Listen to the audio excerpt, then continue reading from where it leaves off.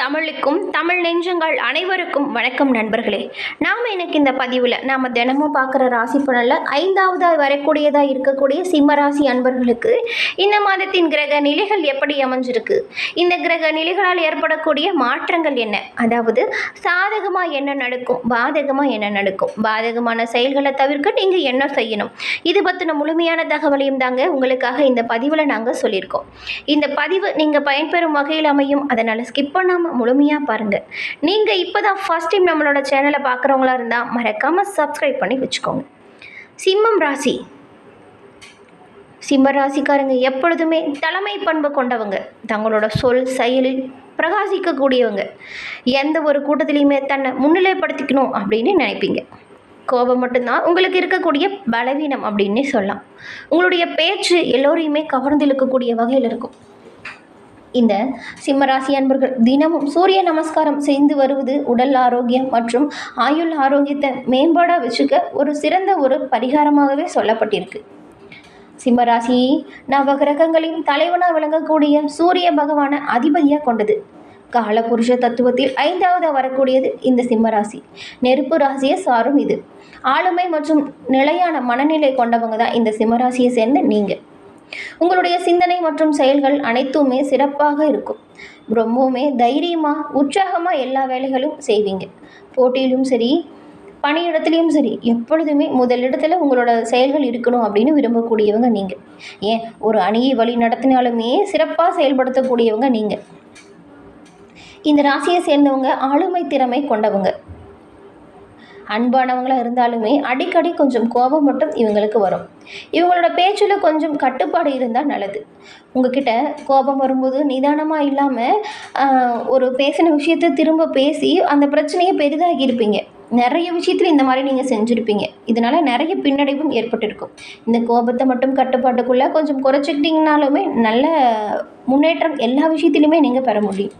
ஏன்னா இந்த சிம்மராசி அன்பர்கள்கிட்ட இந்த கோபத்தை தவிர மற்ற எல்லா விஷயங்களுமே சிறப்பான குணங்களாக இருக்கும். மற்றவங்களுக்கு உதவுறதா இருந்தாலும் சரி, மற்றவங்களை அவங்களோட வாழ்க்கையில் மேன்மை அடைய என்ன செய்யணும் அப்படின்னு சொல்கிற விஷயமா இருந்தாலும் சரி, எல்லாமே சிறப்பானதாக இருக்கும். அதுவும் இந்த சிம்மராசியை சுற்றி இருக்கிறவங்களுக்கு ஏதாவது உதவின்னு தேவைப்பட்டால் முதல்ல சிம்மராசிக்காரங்களை தான் தேடி வருவாங்க. உதவுவதற்கு ஒருபோதுமே நீங்கள் தயங்க மாட்டீங்க. ஆனால் இந்த கோபத்தால் பல பின்னடைவு ஏற்பட்டிருக்கும். நீங்களே யோசிச்சு பாருங்கள், நிறைய விஷயத்தில் பின்னடைவு ஏற்பட்டிருக்கும்.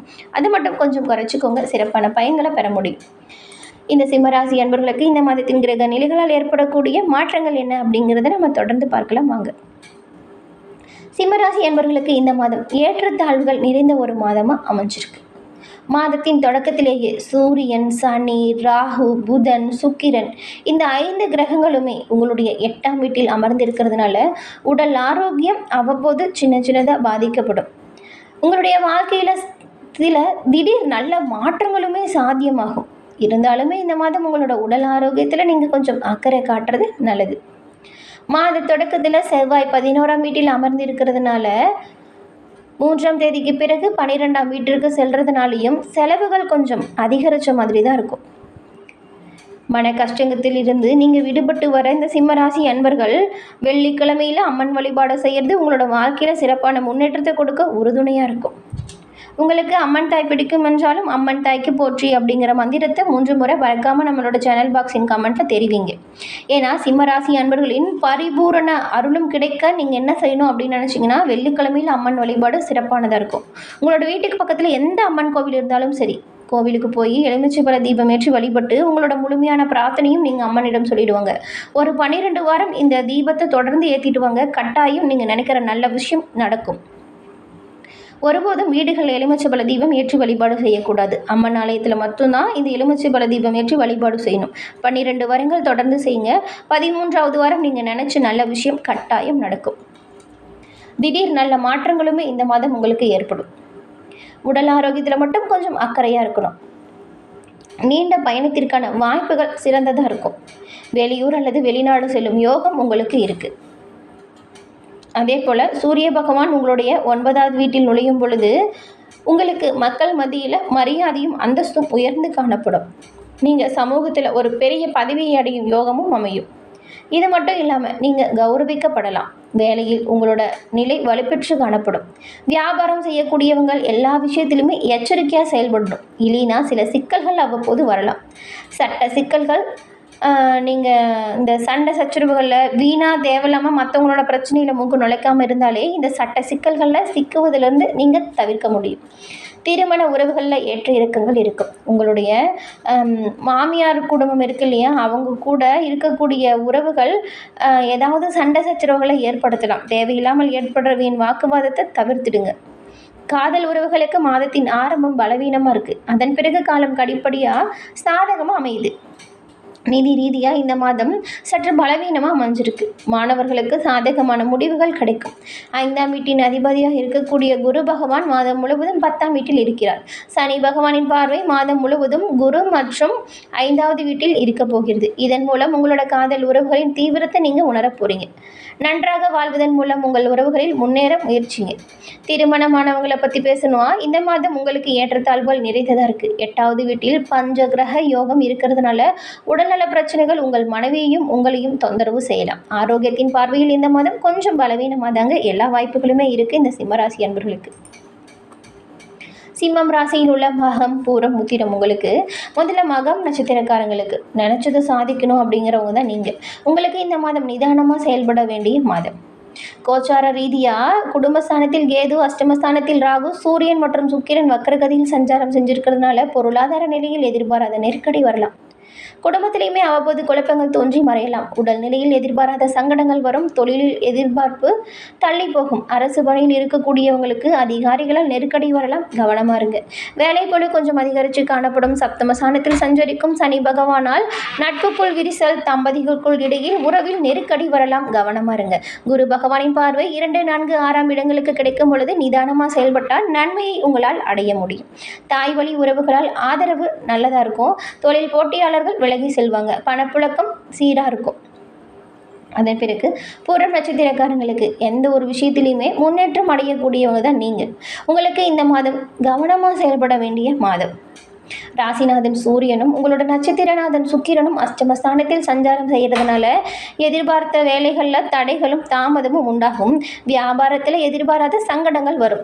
அரசு வழியில் நெருக்கடிகளை நீங்கள் சந்திக்கிற மாதிரியான சூழ்நிலை வரும், கொஞ்சம் கவனமாக இருங்க. குடும்பத்திலையுமே குழப்பங்கள் வரலாம், நிம்மதியற்ற நிலை ஏற்படலாம். உங்களோட அனைத்து செயல்கள்லையுமே நீங்கள் கவனமாக இருக்கிறது ரொம்பவுமே நல்லது. வீண் பிரச்சனைகள் உங்களை தேடி வரும். அதனால் மற்றவங்களோட விஷயத்தில் நீங்கள் மூக்க நுழைக்காமல் இருக்கணும். யாராவது உங்ககிட்ட பிரச்சனைன்னு சொல்லி வந்தாங்களா, கொஞ்சம் வேலை இருக்குது அப்படிங்கிற மாதிரி நீங்கள் அதை தவிர்ப்பது ரொம்பவுமே நல்லது. இல்லைன்னா இதெல்லாம் கொஞ்சம் உங்களோட வாழ்க்கையிலே கொஞ்சம் குழப்பத்தையே கொடுத்துருன்னு வச்சுக்கோங்களேன். மனசில் ஒரு நிம்மதியே இருக்காது. நம்மளோட பிரச்சனையை போட்டு குழப்பினா சரி, மற்றவங்களோட பிரச்சனையை போட்டு குழப்பிக்கிட்டு இருக்கிறது தான் தேவையில்லாத விஷயம். அதனால் கவனமாக இருங்க. பெரியவங்களோட ஆதரவு உங்களுக்கு தொழில் முறையில் நல்ல ஒரு முன்னேற்றத்தை கொடுக்கும். மூத்த சகோதரர்கள் உங்களுக்கு உதவியாக இருப்பாங்க. எதிர்பார்த்த பணம் கை வந்து சேரும். வாங்க நினைச்ச சொத்தை நீங்கள் வாங்கக்கூடிய யோகம் அமைஞ்சிருக்கு. சனி பகவான் அவ்வப்போது சின்ன சின்ன சங்கடத்தை உண்டாக்கினாலுமே நினைச்ச வேலைகளை நினைச்சபடி நடத்தி கொள்ளக்கூடிய வாய்ப்பு அமைஞ்சிருக்கு. திருமண வயதில் உள்ளவங்களுக்கு நல்ல வரன் கிடைக்கும். குரு பகவானின் பார்வைகளால் கையில் பணம் கொஞ்சம் இருக்கிற மாதிரி தான் இருக்கும். சந்தோஷத்திற்கு குறைவு இருக்காது. அவ்வப்போது உடல் நலத்தில் மட்டும் கொஞ்சம் சங்கடங்கள் ஏற்படும். அதனால உணவு பழக்க வழக்கத்தில் நீங்கள் சீராக முறையாக கடைபிடிச்சிங்கன்னா நல்லதாக இருக்கும்.